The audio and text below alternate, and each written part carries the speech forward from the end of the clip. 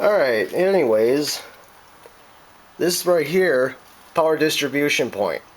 If you loosened any of these or took them off, you're going to lose power to your ignition switch and other fuse boxes inside the car.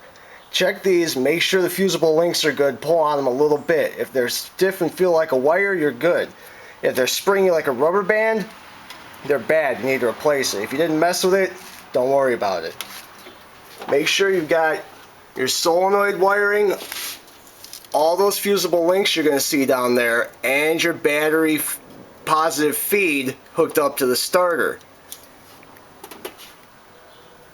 That connector down there, right underneath all those parts for the ABS master, that is for the Prndl. That's disconnected, you're not going to crank.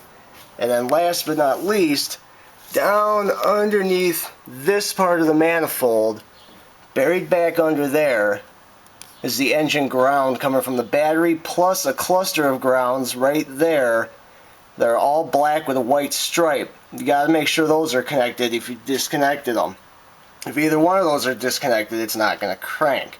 Anything else, just see where you get from there.